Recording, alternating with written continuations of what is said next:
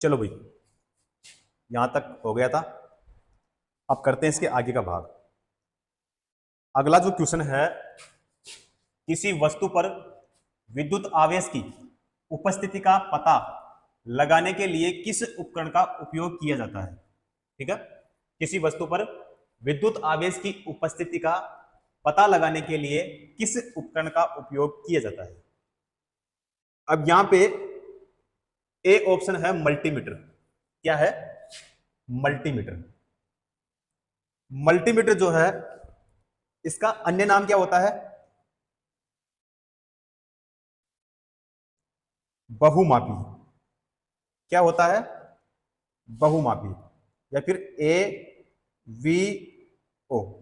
यहां पे ए का मतलब क्या होता है? ए का मतलब होता है एम्पियर।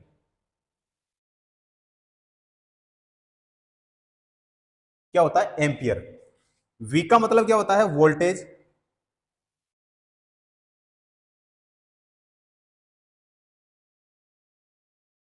और ओ का मतलब क्या होता है? इसका मतलब होता है ओम। ठीक है, एम्पियर, वोल्टेज, ओम। ठीक है, उसके बाद में है इलेक्ट्रोस्कोप। इलेक्ट्रो जो स्कोप है, इसका जो दूसरा नाम होता है वो होता है विद्युतदर्शी। क्या होता है इसका? विद्युतदर्शी।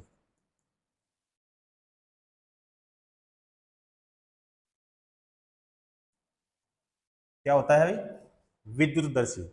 इलेक्ट्रोस्कोप यानी इस विद्युतदर्शी का कार्य क्या होता है? इसका जो कार्य होता है, आवेश का मापन। किसके द्वारा किया जाता है? इलेक्ट्रोस्कोप के द्वारा। इलेक्ट्रोस्कोप का मतलब क्या हो गया? विद्युतदर्शी। तो क्वेश्चन में क्या पूछा है? विद्युत आवेश की उपस्थिति का पता लगाने के लिए किस उपकरण का उपयोग किया जाता है। तो यहाँ पे किसके लिए पूछा है? विद्युत आवेश के लिए।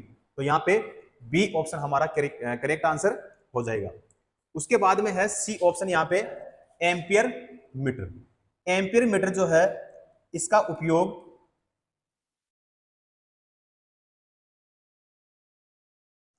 इसका उपयोग धारा मापने में किया जाता है। ठीक है, एम्पियर मीटर जो होता है, इसका उपयोग कहां पे करते हैं? धारा मापने के लिए इसका यूज किया जाता है। उसके बाद में है ओम मीटर। क्या है? ओम मीटर। एक मिनट, यहां से ले लेता हूं ना। ओम मीटर जो है,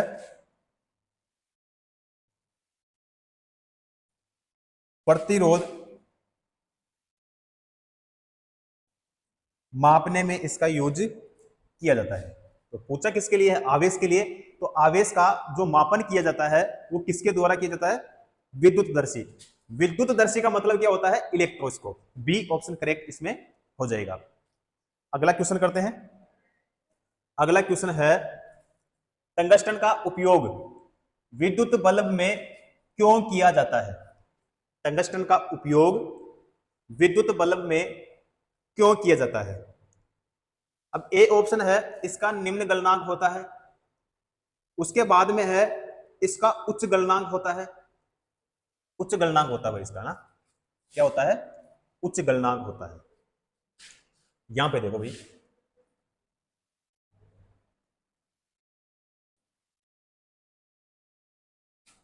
टंगस्टन धातु का प्रतिरोध,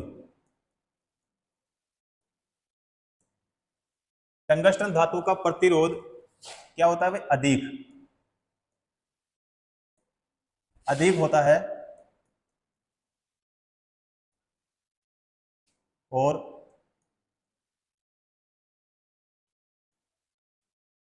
इसका गलनांक,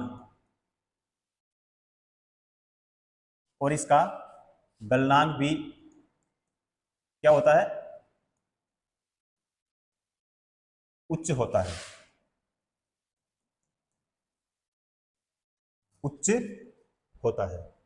दूसरा पॉइंट है, इसका प्रतिरोध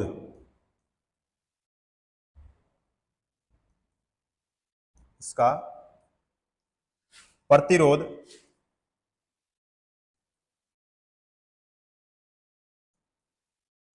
अधिक होने के कारण, अधिक होने के कारण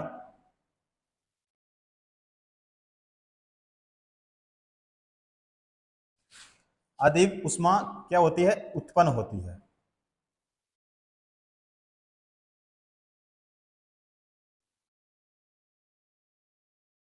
अधिक ऊष्मा उत्पन्न होती है जिससे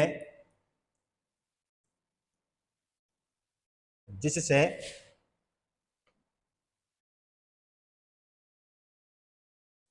बल्ब के तंतु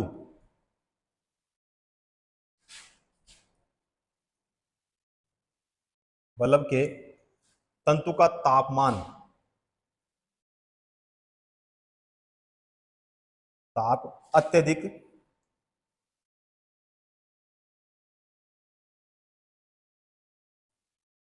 अत्यधिक बढ़ जाता है, अत्यधिक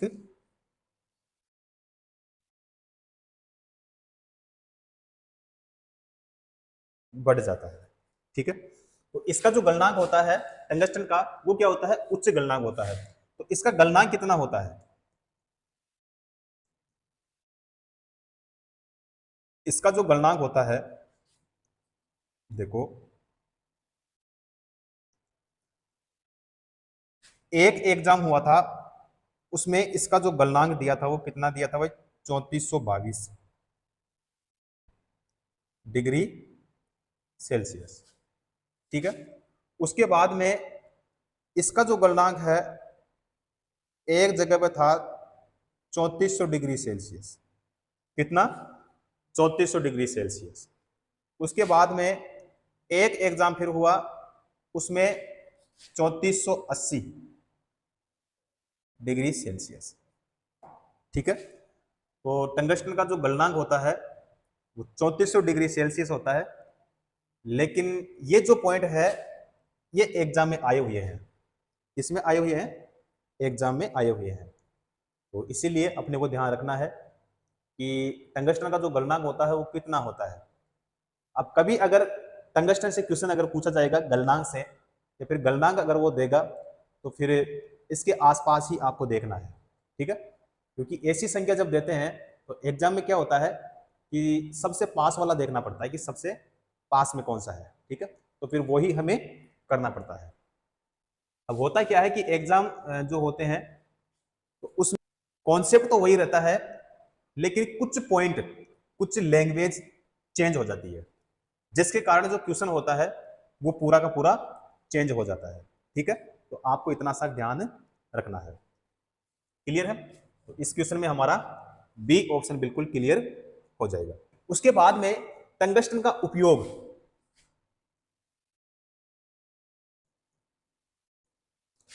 टंगस्टन टंगस्टन का उपयोग कहां करते हैं। ठीक है, तो आपको बताना है कि जो टंगस्टन का उपयोग है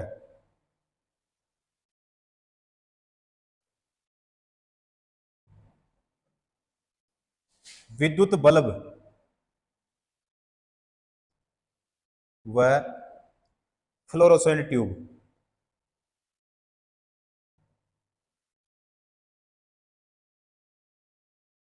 फ्लोरोसेंट ट्यूब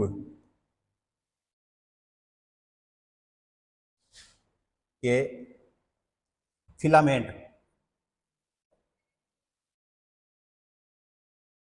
फिलामेंट को बनाने में किया जाता है।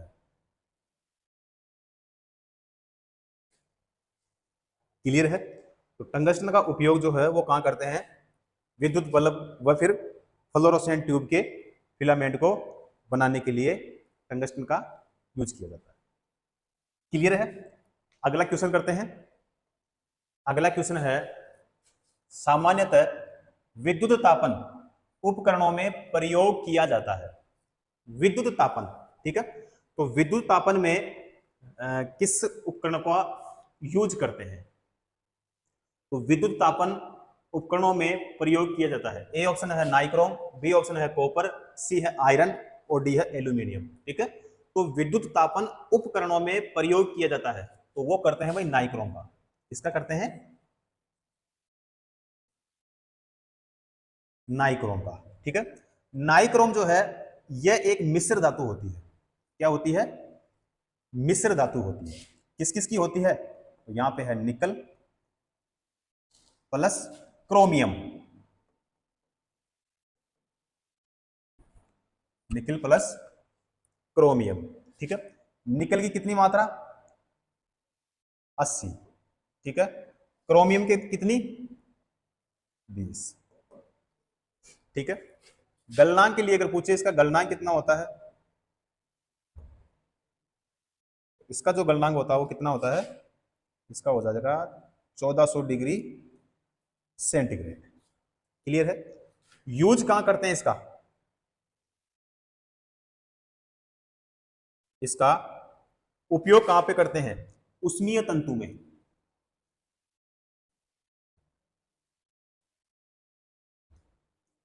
उष्मीय तंतु में। ठीक है, तो यहां पे ए ऑप्शन हमारा बिल्कुल सही हो जाएगा। उसके बाद में है यहां पे बी ऑप्शन कॉपर। कॉपर जो है इसका उपयोग कहां पे करते हैं? कॉपर का उपयोग कहां पे करते हैं? घरेलू तथा औद्योगिक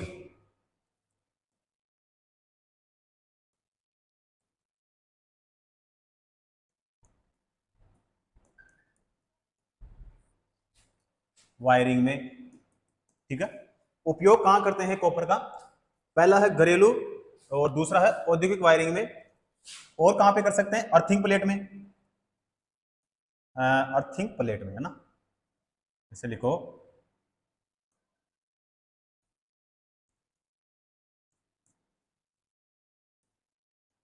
अर्थिंग प्लेट में। उसके बाद में वाइंडिंग में। ठीक है, इन सभी में कॉपर का यूज किया जाता है। कॉपर का गलनांक कितना होता है? तो इसका जो गलनांक होता है वो कितना होता है? 1000 ये। ठीक है, उसके बाद में है हमारे पास में एल्यूमिनियम। एल्यूमिनियम जो है इसका यूज कहां पे करते हैं? तो इसका उपयोग करते हैं पारेषण व वितरण लाइन में। पारेषण व वितरण लाइन में। उसके बाद में इसका गलनांक कितना होता है? इसका जो गलनांक होता है वो होता है 460 डिग्री सेंटीग्रेड या सेल्सियस। क्लियर है? तो यहां पे हमारा कौन सा ऑप्शन सही होगा? ए ऑप्शन बिल्कुल सही हो जाएगा। क्लियर है? अगला क्वेश्चन करते हैं। अगला क्वेश्चन है विद्युत धारा को मापने के लिए किस उपकरण का उपयोग किया जाता है? विद्युत धारा को मापने के लिए किस उपकरण का उपयोग किया जाता है? तो यहां पे देखो ए ऑप्शन है पोटेंशियोमीटर। क्या है? पोटेंशियोमीटर। पोटेंशियोमीटर जो है यह है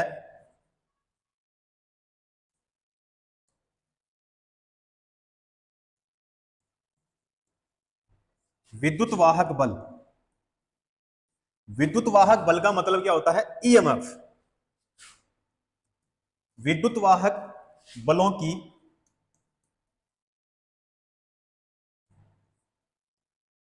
तुलना करने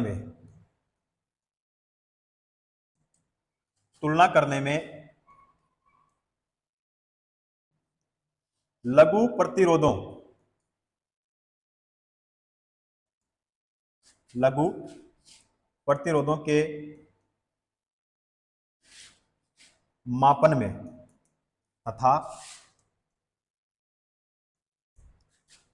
तथा वोल्ट मीटर तथा वोल्ट मीटर व एमीटर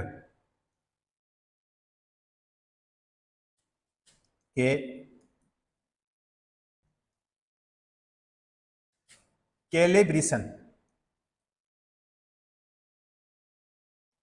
कैलिब्रेशन में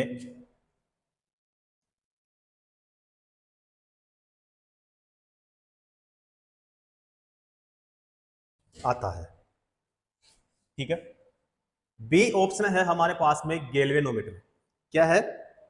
गैल्वेनोमीटर। इसका जो उपयोग है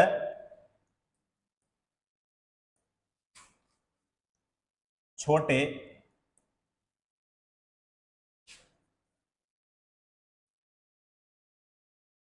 विद्युत परिपथों छोटे विद्युत परिपथों में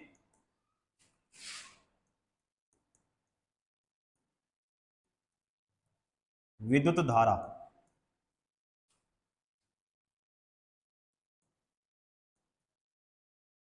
धारा की दिशा एवं मात्रा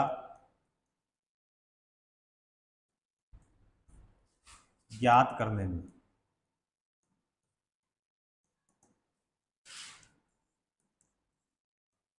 किया जाता है।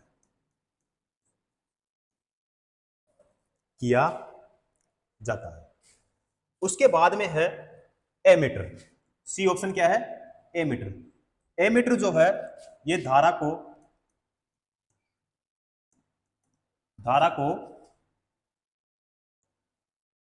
मापने में किया जाता है। ठीक है, तो क्वेश्चन में पूछा क्या है? विद्युत धारा को मापने के लिए किस उपकरण का उपयोग किया जाता है? तो यहां पे धारा को कौन माप रहा है भाई? एमीटर।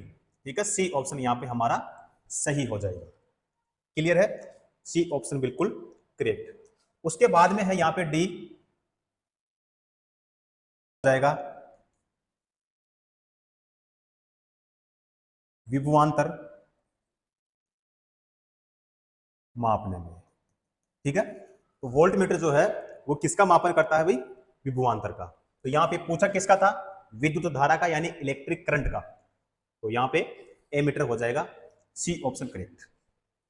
अगला क्वेश्चन करते हैं। अगला क्वेश्चन है विद्युत स्विचों को किसमें लगाया जाता है? विद्युत स्विचों को किसमें लगाया जाता है? तो वो लगाते हैं लाइव तार में। किसमें लगाते हैं?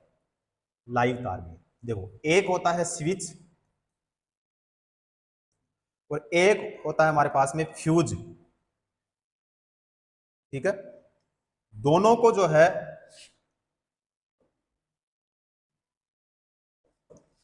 लाइव वायर में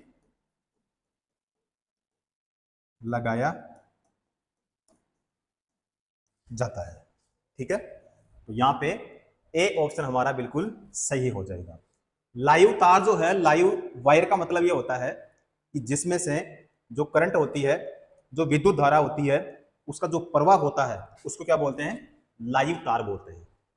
क्लियर है? अगला क्वेश्चन करते हैं। अगला क्वेश्चन है आधुनिक विद्युत जनरेटर किस सिद्धांत पर कार्य करता है? ठीक है, तो विद्युत जनरेटर किसके सिद्धांत पर कार्य करता है या किस सिद्धांत पर कार्य करता है? तो यहां पे जो जनरेटर होता है, ठीक है, जनरेटर बोलो या फिर जनित्र बोलो, दोनों का मतलब एक ही होता है। अब जो जनित्र है, सबसे पहले बात करें, यहां पे पूछा है किसके लिए? सिद्धांत के लिए पूछा है। तो जनरेटर का जो सिद्धांत है वो फेराडे के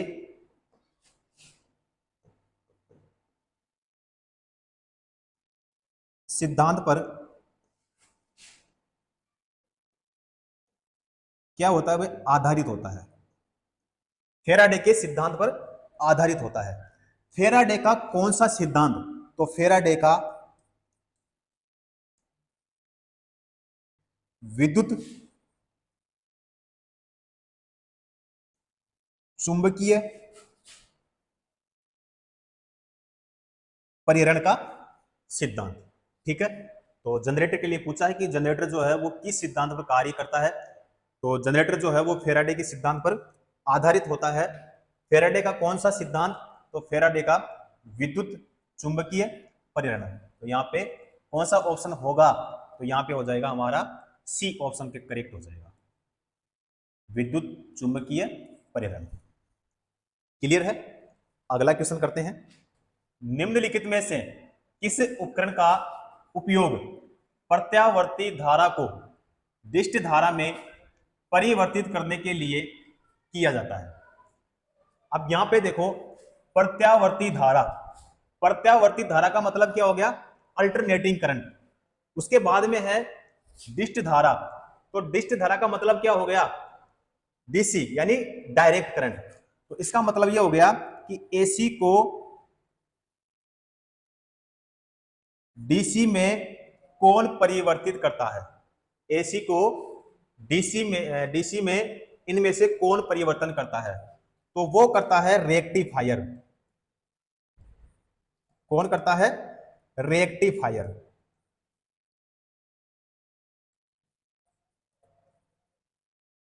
रेक्टिफायर का मतलब क्या होता है? रेक्टिफायर का मतलब होता है डिस्टकारी।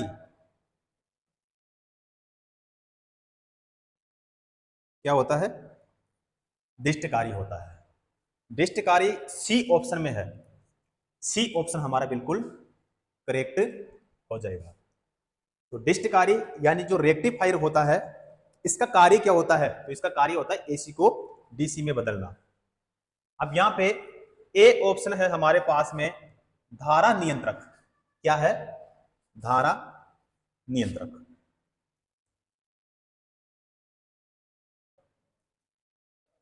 धारा नियंत्रक। धारा नियंत्रक जो है वह जो करंट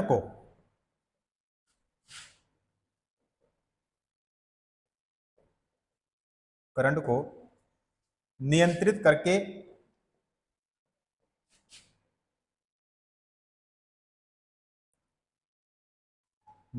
करके रखता है। उसके बाद में है बी ऑप्शन, यहां पे संधारित्र। संधारित्र का मतलब क्या होता है? कैपेसिटर। तो कैपेसिटर का उपयोग विद्युत आवेश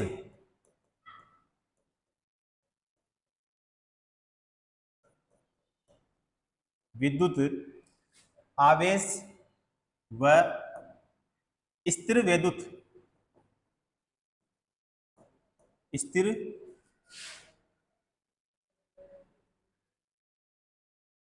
विद्युत ऊर्जा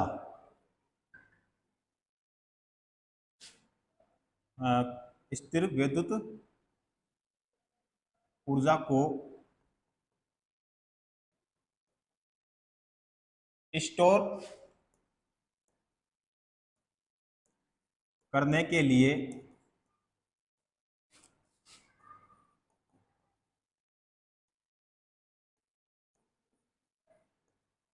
किया जाता है। ठीक है, डिस्ट कार्य यहां पे हमारा सी ऑप्शन सही हो ही जाएगा। उसके बाद में है कैलोरीमीटर।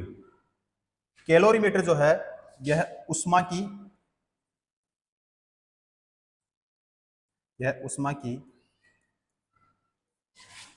माप करता है। यह उष्मा की माप करता है। क्लियर है? तो चारों ऑप्शनों को हमने देख लिया है। करेक्ट आंसर कौन सा हो जाएगा? हमारा सी। उसके बाद में करते हैं अगला क्वेश्चन। अगला क्वेश्चन है निम्नलिखित में से कौन विद्युत ऊर्जा, ठीक है, कौन विद्युत ऊर्जा को यांत्रिक ऊर्जा में परिवर्तन का उदाहरण है? अब देखो भाई, ए ऑप्शन है हमारे पास में विद्युत पंखा, बी ऑप्शन में है हमारे पास में टॉर्च, और सी ऑप्शन है इस्त्री, और डी ऑप्शन है टेलीविजन।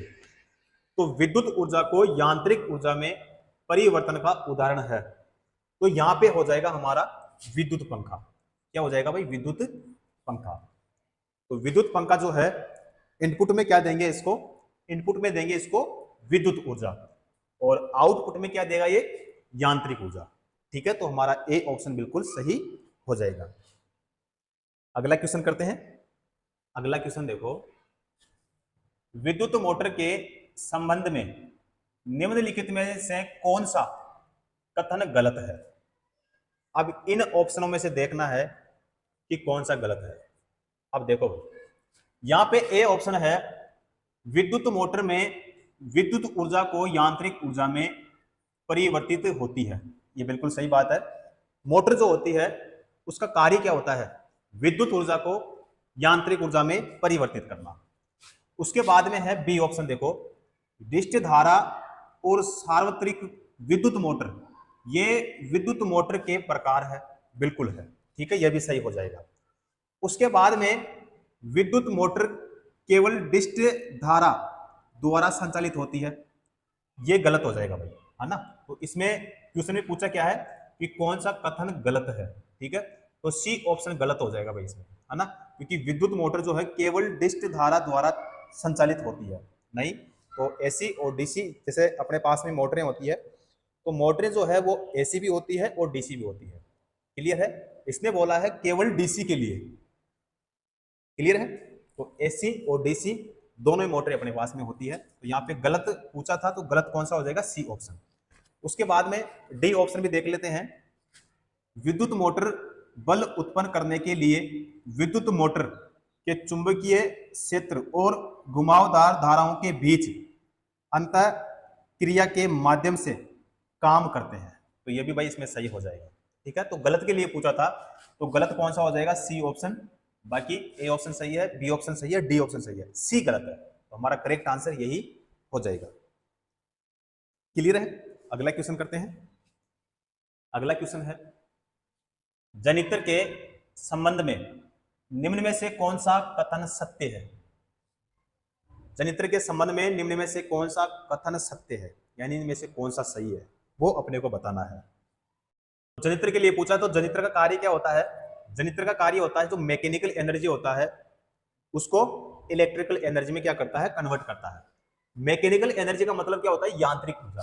तो ए ऑप्शन है यहाँ पे देखो, यह है यांत्रिक ऊर्जा, यानी मैकेनिकल एनर्जी को विद्युत ऊर्जा यानी इलेक्ट्रिकल एनर्जी में परिवर्तित करता है, यानी कन्वर्ट करता है। तो यहाँ पे हमारा ए ऑप्शन ही सही हो जाएगा। क्लियर है, क्योंकि जनरेटर है, जनरेटर का कार्य क्या होता है, यांत्रिक ऊर्जा को विद्युत ऊर्जा में परिवर्तित करना। ए ऑप्शन बिल्कुल सही हो जाएगा।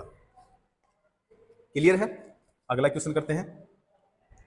अगला क्वेश्चन है, यहां पे पहले स्पेस है, द्वारा एसी को डीसी में बदला जाता है। ठीक है, तो ए ऑप्शन है कंडेंसर, बी ऑप्शन है रेक्टिफायर, सी ऑप्शन है एम्पलीफायर और डी ऑप्शन है फिल्टर। तो रेक्टिफायर, रेक्टिफायर का अभी हमने देखा था, इसका दूसरा नाम क्या होता है, डिस्टकारी। क्या होता है, डिस्टकारी होता है। तो इसका जो कार्य होता है वो क्या होता है, एसी को डीसी में बदलना, एसी को डीसी में बदलना। ये किसका कार्य होता है, रेक्टिफायर का, यानी डिस्टकारी का। तो यहां पे हमारा बी ऑप्शन करेक्ट हो जाएगा। ठीक है, तो रेक्टिफायर द्वारा एसी को डीसी में बदला जाता है।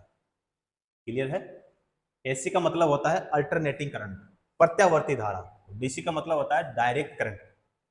ठीक है, अगला क्वेश्चन देखते हैं। अगला क्वेश्चन है हमारे पास में, निम्नलिखित में से कौन सा घटक विद्युत आवेश के रूप में ऊर्जा का भंडारण या संग्रहण करता है। अब ए ऑप्शन है यहां पे संधारित्र। संधारित्र का मतलब क्या होता है, कैपेसिटर। क्या होता है इसका दूसरा नाम, कैपेसिटर। कैपेसिटर जो है इसका कार्य क्या होता है, इसका जो कार्य होता है यह विद्युत आवेश, यह विद्युत आवेश को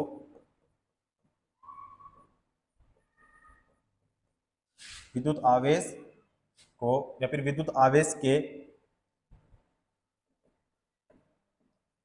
रूप में ऊर्जा क्या करता है, संग्रहित। क्या करता है, ऊर्जा संग्रहित करता है। क्लियर है? तो यहाँ पे हमारा ए ऑप्शन सही हो जाएगा भाई, ठीक है, ए ऑप्शन बिल्कुल करेक्ट हो जाएगा। उसके बाद में बी जो ऑप्शन है यहाँ पे है ट्रांसफॉर्मर।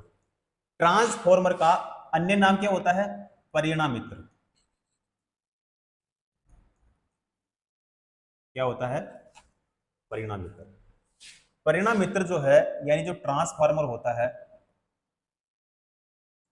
यह एक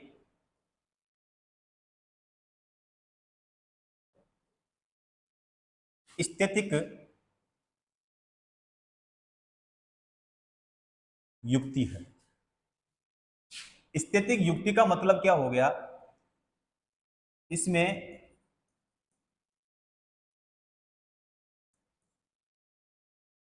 कोई भी पार्ट, ठीक है, या कोई भी भाग घूमने वाला नहीं है भाई, घूमने वाला नहीं है, इसमें कोई भी भाग घूमने वाला नहीं होता है।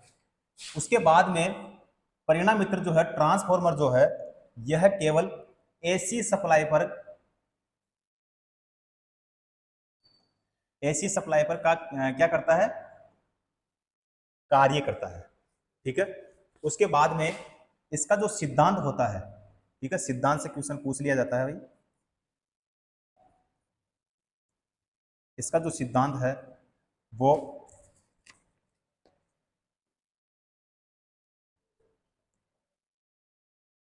अन्योन्य प्रेरण। अन्योन्य प्रेरण अगर नहीं मिले तो आपको सह प्रेरण मिलेगा। सह प्रेरण अगर नहीं मिले तो पारस्परिक प्रेरण मिलेगा।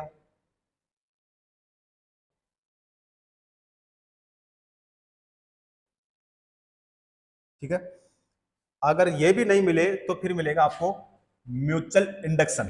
क्या मिलेगा आपको? म्यूचुअल। MU, एक सेकेंड,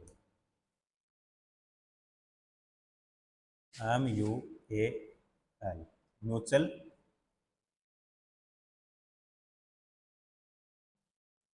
इंडक्शन। ठीक है, इन सब का मतलब एक ही होता है। सिद्धांत के लिए पूछे कि ट्रांसफार्मर किस सिद्धांत पर कार्य करता है, तो अन्योन्य प्रेरण। अन्योन्य प्रेरण अगर नहीं मिले तो सह प्रेरण। सह प्रेरण अगर नहीं मिले तो पारस्परिक प्रेरण, और पारस्परिक प्रेरण नहीं मिले तो फिर आपको मिलेगा म्यूचुअल इंडक्शन। इन सब का मतलब क्या होता है? एक ही होता है। क्लियर है? उसके बाद में है यहां पे प्रतिरोधक।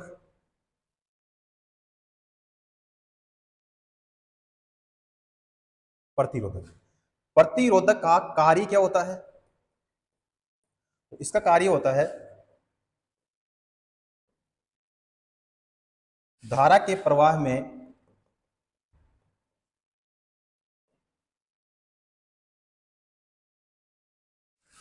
बाधा उत्पन्न करना। यह किसका कार्य होता है? यह कार्य होता है प्रतिरोधक का। उसके बाद में है प्रेरक। क्या है? प्रेरक। प्रेरक का मतलब क्या होता है? प्रेरक का मतलब होता है इंडक्टर। क्या है? प्रेरक। प्रेरक का मतलब क्या होता है? इंडक्टर होता है। ठीक है, यहां पे एक डायग्राम बनाते हैं। तो यहां पे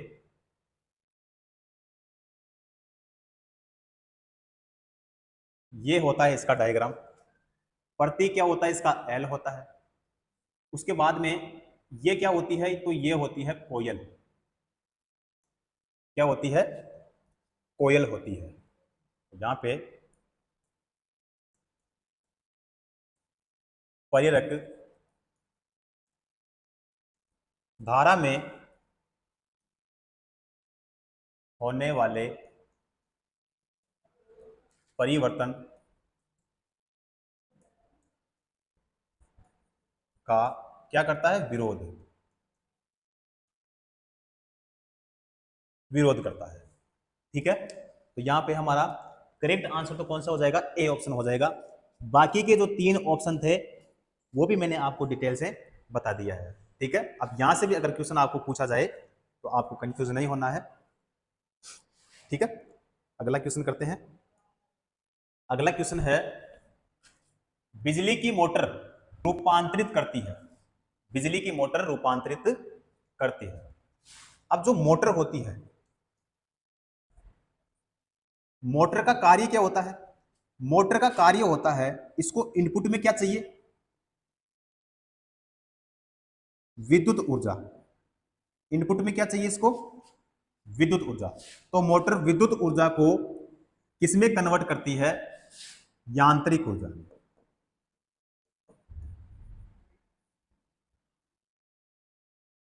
यांत्रिक ऊर्जा में कौन करेगी? मोटर। ठीक है, मोटर का कार्य क्या होता है? विद्युत ऊर्जा को यांत्रिक ऊर्जा में परिवर्तित करना। उसके बाद में एक होता है हमारे पास में जनित्र, यानी जिसको बोलते हैं अपन जनरेटर। ठीक है, जनरेटर का कार्य क्या होता है? इसके विपरीत होता है, यानी मोटर का कार्य विद्युत ऊर्जा को यांत्रिक ऊर्जा में बदलना है, तो जनरेटर का कार्य है यांत्रिक ऊर्जा को विद्युत ऊर्जा में परिवर्तित करना। यांत्रिक ऊर्जा को किसमें? विद्युत ऊर्जा में। विद्युत ऊर्जा में कौन? जनरेटर।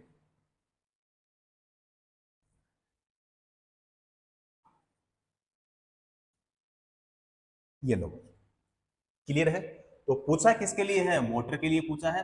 तो मोटर जो है विद्युत ऊर्जा को यांत्रिक ऊर्जा में, तो विद्युत ऊर्जा को यांत्रिक ऊर्जा में, बताओ हमारा कौन सा ऑप्शन होगा? सी ऑप्शन हमारा यहाँ पे क्लियर हो जाएगा। ठीक है, अब विद्युत ऊर्जा है, विद्युत ऊर्जा का मतलब क्या होता है? Electrical energy. यांत्रिक ऊर्जा का मतलब क्या होता है? Mechanical energy. क्लियर है? तो सी ऑप्शन हमारा बिल्कुल यहाँ पे सही हो जाएगा। क्लियर है? तो आज की जो क्लास है वही करते हैं यहीं पे समाप्त, बाकी का करते हैं अगली नेक्स्ट क्लास में। ठीक है साथियों?